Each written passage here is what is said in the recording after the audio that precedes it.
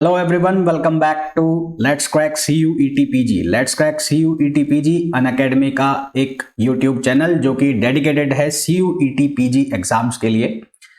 और जैसा कि मैं आपको हमेशा बताता भी हूं कि यहाँ पर CUET PG एग्जाम्स के रिलेटेड सभी अपडेट्स, सभी इंफॉर्मेशन जो कि आपके लिए ज़रूरी है वो आपको प्रोवाइड कराई जाती है। तो आज का जो ये वीडियो है इसमें हम ये डिस्कशन करने वाले हैं कि फिजिक्स का क्या सिलेबस रहेगा और क्या इंपॉर्टेंट सब्जेक्ट उसके अंदर हैं जो आपको सबसे पहले प्रिपेयर करने चाहिए। कई बच्चों के ये मुझसे सवाल थे, क्वेश्चंस थे कि सर फिजिक्स का सिलेबस क्या होगा और क्या उसके जो इंपॉर्टेंट सब्जेक्ट्स हैं वो होंगे ताकि हम उनको पहले स्टार्ट कर सकें।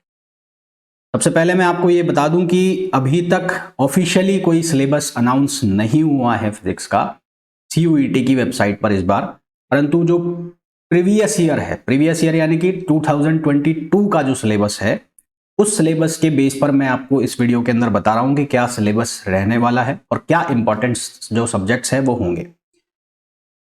तो वीडियो को कंटिन्यू करें उसके पहले यदि आप लोगों ने अभी तक वीडियो को लाइक नहीं किया है तो प्लीज वीडियो को लाइक कर दीजिए, चैनल को सब्सक्राइब नहीं किया है तो चैनल को सब्सक्राइब कर दीजिए और शेयर कर दीजिए। तो देखो यार, ऐसा है कि मेरे को नहीं लगता कि सिलेबस में कोई बहुत ज़्यादा चेंज होगा। जो लास्ट ईयर का सिलेबस था वही लगभग इस बार भी सिलेबस रहने वाला है। कुछ चेंज होगा तो 19-20 अगर मान ले कि 2% भी चेंज हो जाए या कोई टॉपिक हटा दे जोड़ दे वो हो सकता है, परंतु जो प्रीवियस ईयर जो सिलेबस था, जो पिछली बार वाला सिलेबस था, वही सिलेबस कंटिन्यूअसली चलना चाहिए इस बार भी। आज जब हम ये बात कर रहे हैं अभी तक कोई सिलेबस अपडेट है नहीं, तो मुझे लगता भी नहीं कि कोई बहुत भारी चेंज होगा क्योंकि पैटर्न अभी तक वही है, 25 क्वेश्चंस पार्ट ए में और 75 क्वेश्चंस पार्ट बी में। अब ये तो नहीं कह सकते कि CUET इतना लेट क्यों कर रहा है सिलेबस अपडेट करने में, क्या कोई मेजर चेंजेस हो रहे हैं, ये भी एक बात हो सकती है बच्चों के मन में, परंतु बहुत ज़्यादा कुछ चेंज होगा ऐसा पॉसिबिलिटी मेरे को नज़र नहीं आती। प्रीवियस ईयर जो सिलेबस है उसकी अगर हम एक बार बात कर लें तो प्रीवियस ईयर सिलेबस में फिजिक्स में सबसे पहले हम बात कर ले मैथमेटिकल फिजिक्स या मैथमेटिकल मेथड्स, जिसके अंदर जो आता है आपको जो प्रिपेयर करना है वो वेक्टर अलजेब्रा सबसे पहले और फिर वेक्टर कैलकुलस। उसके बाद आपको calculus of single and multi variables, partial derivatives, Jacobian, imperfect and perfect differentials, multiple integrals, divergence theorem, जो डाइवर्जेंस थ्योरम आप पढ़ते हैं, ग्रीन थ्योरम, स्टोक थ्योरम वगैरह आप पढ़ते हैं, first order equation, linear second order differential equation और matrix determinant, यानी कि ये मैथमेटिकल मेथड्स हैं। मैथमेटिकल फिजिक्स वाला जो सिलेबस है जिसमें आप ये सब पढ़ते हैं, टेंसर एनालिसिस और ये सब, वो इसके अंदर नहीं है। तो इतना हार्ड वाला नहीं है, बहुत सिंपल वाला है जिसमें मैथ्स का ज़्यादा रोल है ना। तो इसको आप बहुत आसानी के साथ कर सकते हैं। इवन मैं ये कहूँगा कि इसका बहुत सारा पार्ट आपने आपकी मैथ के अंदर पढ़ा होगा जो BSc के आपके करिकुलम में होगी।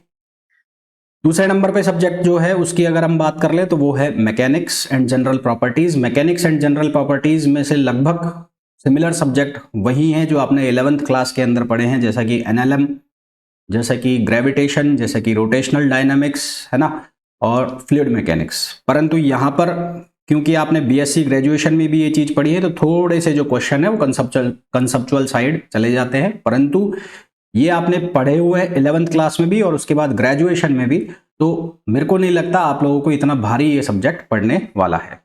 फिर उसके बाद बात करें थर्ड नंबर ऑफ सब्जेक्ट जो है ऑसिलेशन, वेव्स एंड ऑप्टिक्स। तो ऑसिलेशन वाले पोर्शन की अगर हम बात कर ले तो यहाँ पर आपको पढ़ना होगा फ्री SHM, यानी कि पर आपको पढ़ना होगा फ्री डैम्ड और फोर्स वाइब्रेशन, यानी कि एक बार जब फोर्स लग रहा होगा, एक बार जब डैम्ड वाइब्रेशन हो रहे होंगे और जब एक बार जो ऑसिलेशन है विदाउट एनी एक्सटर्नल फोर्स हो रहा होगा, तो वो वाले टॉपिक आपको पढ़ने होंगे, उनके ऊपर आपको क्वेश्चन करने होंगे। मोस्टली जो क्वेश्चंस होते हैं वो डिपेंड करते हैं, टाइम पीरियड वाले जो क्वेश्चंस आते हैं वो आते हैं, फ्रिक्वेंसी वाले क्वेश्चन हैं वो आते हैं, लिसाजू फिगर का एक क्वेश्चन यहाँ पर देखने को मिल जाता है। अगर हम वेव्स की बात करें तो वेव्स में जो मोर इंपॉर्टेंट क्वेश्चंस निकलते हैं वो ट्रैवलिंग वेव, स्टैंडिंग वेव और डॉपलर इफेक्ट से निकलते हैं। ज़्यादातर जो चांस होते हैं वो जो ट्रैवलिंग वेव है उसके, जो ट्रांसवर्स वेव, लॉन्गिट्यूडनल वेव है उसके जो क्वेश्चंस है, वेलोसिटी ऑफ साउंड के, उसके क्वेश्चन निकलने के चांसेस ज़्यादा होते हैं। फिर हम बात कर ले लेंस की, यानी कि ऑप्टिक्स की। तो ऑप्टिक्स में आपको जो क्वेश्चंस पूछे जाते हैं वो पोलराइजेशन से कंसेप्चुअल क्वेश्चन निकल जाते हैं, इंटरफेरेंस से डिफ्रैक्शन, ग्रेटिंग, है ना, यहाँ से जो क्वेश्चंस है वो निकल जाते हैं। उसके अलावा जो है लेंस वाले पोर्शन है, जहां पर थिक लेंस, थिन लेंस और उनका कॉम्बिनेशन है, उनका फॉर्मूला और उनके फॉर्मूला पर जो क्वेश्चंस होते हैं वो क्वेश्चंस पूछ ले जाते हैं। सबसे बड़ा जो पोर्शन होता है यहाँ पर वो होता है इलेक्ट्रिसिटी एंड मैग्नेटिज्म का। इसके अंदर जो कवर होता है पूरा का पूरा इलेक्ट्रोस्टैटिक्स, उसके बाद इलेक्ट्रोडायनेमिक्स यानी कि EMI वाला पोर्शन, फिर कवर होता है मैग्नेटोस्टैटिक्स जिसके अंदर आप एम्पियर्स लॉ, बायो-सावर्ट लॉ, ये सब चीजें पढ़ते हैं। फिर उसके बाद अगर हम बात कर ले तो फिर जो करंट इलेक्ट्रिसिटी वाला पोर्शन है वो भी इसमें कवर होता है। यानी कि ओवरऑल अगर पूरे सिलेबस की बात करें तो उसमें सबसे बड़ा जो पोर्शन है वो ये वाला पोर्शन होता है इलेक्ट्रिसिटी एंड मैग्नेटिज्म, है ना, ये सबसे बड़ा पोर्शन है पूरे सिलेबस का। फिर उसके बाद हम बात करें काइनेटिक थ्योरी एंड थर्मोडायनेमिक्स, तो बहुत ही इजी एंड सबसे जो छोटा पोर्शन आप कह सकते हैं इस पूरे सिलेबस का वो ये होता है। अब ये डिपेंड करता है कि आपको हार्ड लगता है या इजी लगता है। मुझे इजी लगता है तो इसलिए मैं बोल रहा हूँ सबसे ये इजी है पोर्शन और स्कोरिंग सब्जेक्ट है, इजी है और स्कोरिंग सब्जेक्ट है। फिर उसके बाद बात कर ले मॉडर्न फिजिक्स, तो यहाँ मॉडर्न फिजिक्स के अंदर आपके 2-3 सब्जेक्ट हैं वो मिलाए हुए हैं। एक मिलाया हुआ है atomic and nuclear, atomic and nuclear. फिर इसके अंदर ही क्वांटम भी इन्होंने ऐड किया हुआ है, क्वांटम, ठीक है। फिर उसके बाद इसमें न्यूक्लियर फिजिक्स जो है उसका पोर्शन भी इसी के अंदर इन्होंने जोड़ा हुआ है। तो यहाँ 3 सब्जेक्ट मिलाकर ये एक सब्जेक्ट बनाया हुआ है। और most important and most scoring subject of this syllabus, इस सिलेबस का सबसे ज्यादा इंपॉर्टेंट और जो स्कोरिंग जो सब्जेक्ट है वो ये है। हालांकि सबसे बड़ा जो सिलेबस है वो है इलेक्ट्रिसिटी एंड मैग्नेटिज्म का, परंतु सबसे इंपॉर्टेंट जो ये मॉडर्न फिजिक्स वाला सिलेबस है उसके अंदर से सबसे ज्यादा क्वेश्चंस पूछे जाते हैं। फिर हम बात कर ले सॉलिड स्टेट फिजिक्स और electronics. Solid state physics and electronics comparatively बड़ा होगा मॉडर्न फिजिक्स के। यहाँ पर इलेक्ट्रॉनिक्स से जो क्वेश्चन है वो ज्यादा निकलते हैं और भर भर के क्वेश्चन आते हैं। अब एक बार हम बात कर लें कि जो लास्ट ईयर का जो पेपर हुआ था 2022 का, उसमें किस सब्जेक्ट से कितने क्वेश्चन देखने को मिले थे या कितने क्वेश्चन आए थे। तो अगर मैं बात करूं मैथमेटिकल फिजिक्स की, मैथमेटिकल फिजिक्स में जो क्वेश्चंस आए थे वो बात करूं मैथमेटिकल फिजिक्स की, तो मैथमेटिकल फिजिक्स से जो लास्ट ईयर क्वेश्चन देखने को मिले थे वो थे अराउंड 12 क्वेश्चंस मैथमेटिकल फिजिक्स से थे। मैकेनिक्स से जो क्वेश्चन था वो 5 क्वेश्चन थे कुल मिलाकर। इलेक्ट्रिसिटी एंड मैग्नेटिज्म से अगेन यहाँ पर 10 question. Oscillation waves and optics से नंबर ऑफ क्वेश्चन से 13। Thermodynamics, KTG and statistical physics से क्वेश्चन नंबर ऑफ थे 10। मॉडर्न फिजिक्स से जो क्वेश्चन आए थे वो क्वेश्चन आए थे अराउंड 15 क्वेश्चन थे। अराउंड 15 क्वेश्चन मॉडर्न फिजिक्स से पूछे गए थे और लगभग 10 जो क्वेश्चन हैं 10 क्वेश्चन पूछे गए थे कहां से, solid state physics and electronics से। तो आप देखोगे तो यहां से अब आपको ये अंदाजा लग जाएगा कि सबसे ज्यादा जो क्वेश्चंस हैं वो कहां से आ रहे थे, यानी कि कौन सा सब्जेक्ट ज्यादा सबसे इंपॉर्टेंट है, उसके बाद कौन सा कम इंपॉर्टेंट है। अगर हम बात कर लें कि सबसे ज्यादा जो इंपॉर्टेंट सब्जेक्ट है, मैंने यहाँ पर ऑर्डर में नहीं लगाया है फिर भी मैं बता देता हूँ, सबसे ज्यादा जो 5 इंपॉर्टेंट सब्जेक्ट मुझे लगे जिससे कि आपका मोस्टली पेपर डिजाइन हो जाता है। हालांकि अगर आप देखोगे तो इक्वली प्रपोर्शन है सबसे, लगभग 10-10-10। मैकेनिक्स को अगर छोड़ दिया जाए तो यहां से नंबर ऑफ क्वेश्चंस ना के बराबर थे, 5 क्वेश्चन थे, बाकी सबसे लगभग इक्वल प्रपोर्शन में पेपर चल रहा है। फिर भी अगर वो 5 सब्जेक्ट की हम बात कर लें जो कि हमें सबसे पहले पढ़ने चाहिए या जिनको हमें अच्छे से प्रिपेयर करना चाहिए, तो उनमें सबसे पहले हम बात कर ले तो मैथमेटिकल फिजिक्स, ये इजी भी पड़ेगा और क्योंकि मैथ्स है तो इंटरेस्टिंग भी आपको लगेगा, इसको करने में आपको जोर नहीं आएगा। तो यहाँ पर जो मैथमेटिकल फिजिक्स है जिससे आपके 12 क्वेश्चन लास्ट ईयर पूछे गए थे और मैं ये मान लूं कि 10 से 15 का जो इसका जो है वेरिएशन वो चलेगा, यानी कि 10 से 15 के बीच में इसमें क्वेश्चन वेरी करेंगे। फिर अगर मैं बात करूं कि इलेक्ट्रिसिटी एंड मैग्नेटिज्म, ये आपको पढ़ना चाहिए कि आप बिल्कुल पढ़ना चाहिए, बहुत बड़ा सब्जेक्ट है, क्योंकि अगर आप इसको लास्ट में लेकर बैठोगे तो आपसे ये होगा नहीं, लास्ट में फिर ये फंस जाएगा सब्जेक्ट। और क्योंकि इस बार, चलो पिछली बार तो 10 क्वेश्चन थे, अब बड़ा सब्जेक्ट है तो यहाँ पर भी मैं वही कहूंगा कि ये 10 से 15 के वेरिएशन के बीच में क्वेश्चन रहेंगे। तो ये सब्जेक्ट आपको सबसे पहले स्टार्ट कर देना चाहिए और इन दोनों में आपको चूज करना चाहिए कि मैथमेटिकल फिजिक्स, क्योंकि मैथमेटिक्स है, आप मैथ्स में भी पढ़ते हो, आपको इंटरेस्ट भी आएगा, तो ये सब्जेक्ट आपको ले लेना चाहिए। इलेक्ट्रिसिटी एंड मैग्नेटिज्म बड़ा सब्जेक्ट है, तो इसको अब आप कैसे प्लान करते हो, किस तरह से तोड़ते हो, वो आपको देखना है। फिर हम बात कर लें तो मॉडर्न फिजिक्स जो सब्जेक्ट है, इसमें बहुत सारे सब्जेक्ट्स, मैंने कहा ये 3 सब्जेक्ट से मिलाकर इसको बनाया हुआ है। एक है एटॉमिक, एक है न्यूक्लियर और एक है क्वांटम।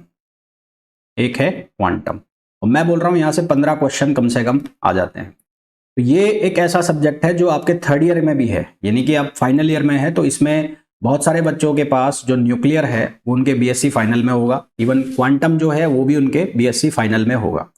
आपके फाइनल के जो एग्जाम होंगे उनके पैरेलल भी आप इनके साथ वो जो क्वेश्चंस लगाते जाएंगे, क्योंकि थ्योरी ऑब्वियस सी बात है, अब आपके एग्जाम आने वाले हैं तो आप पढ़ रहे होंगे थ्योरी, और थ्योरी इसकी क्लियर होगी तो ये जो सब्जेक्ट है इसको प्रैक्टिस करना आप लोगों के लिए आसान होगा, और इससे जो क्वेश्चंस है वो भी भर भर के क्वेश्चन आ रहे हैं, 15 क्वेश्चन आ रहे हैं।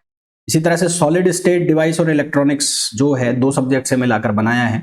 इसमें से सॉलिड स्टेट बहुत सारे बच्चों के जो है फाइनल ईयर में होगा, सॉलिड स्टेट है ना, सॉलिड स्टेट बहुत सारे बच्चों के फाइनल ईयर में होगा। इलेक्ट्रॉनिक्स कई जगह सेकेंड ईयर में होता है, या ऐसा कह लो कि 4th सेम या 5th सेम के अंदर होता है, तो उसको एक बार मान भी सकते हैं कि इलेक्ट्रॉनिक्स थोड़ा सा आपने पिछले वाले ईयर में पढ़ा है या पिछले वाले सेमेस्टर में पढ़ा है, परंतु सॉलिड स्टेट डेफिनेटली बहुत सारे जो यूनिवर्सिटीज है उसमें फाइनल ईयर में होता है। तो ये जो 5 सब्जेक्ट है ये इंपॉर्टेंट सब्जेक्ट है, जहां से लगभग 70% या 80% पेपर भी कह लो वो सेट हो जाता है, जिसमें से कि मॉडर्न फिजिक्स वाला जो पोर्शन है और सॉलिड स्टेट फिजिक्स वाला जो पोर्शन है, इलेक्ट्रॉनिक्स वाला पोर्शन है, उसमें उसके जो सब्जेक्ट्स हैं मोस्टली आपके फाइनल ईयर में होते हैं।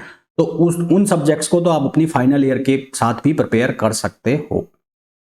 उसके अलावा जो सब्जेक्ट मैंने आपके बताए, mathematical physics, electricity and magnetism, तो ये वो 5 सब्जेक्ट हैं जिनको अगर आप पढ़ते हैं तो आपका 70 से 80% जो सिलेबस है वो कवर हो जाता है। 70 से 80% जो पेपर है वो इन्हीं 5 सब्जेक्ट्स में से बनता है। तो होपफुली आप लोगों को ये जो एनालिसिस है, ये जो इंपॉर्टेंट सब्जेक्ट वाला जो आज का वीडियो है ये पसंद आया होगा। अगर आप वीडियो को पसंद कर रहे हैं तो प्लीज़ वीडियो को लाइक कर दीजिए, चैनल को सब्सक्राइब नहीं किया है तो चैनल को सब्सक्राइब कर दीजिए। हमारे एंड पर आपको डेली बेसिस पर जो भी अपडेट्स चाहिए होती है CUET PG एग्जाम से रिलेटेड, चाहे वो पार्ट ए का सिलेबस हो, चाहे वो पार्ट बी का सिलेबस हो, चाहे वो पार्ट ए की सब्जेक्ट नॉलेज हो, चाहे वो पार्ट बी की सब्जेक्ट नॉलेज हो, वो सारी नॉलेज हमारे इस चैनल यानी कि let's crack CUET PG channel पर आपको अवेलेबल होती है। अब हमारा Telegram group let's crack CUET PG, इसे भी आप ज्वाइन कर सकते हैं, जहां आपको रेगुलर बेसिस पर कुछ ना कुछ अपडेट्स, कुछ ना कुछ PDFs वगैरह रेगुलरली मिलती रहती है।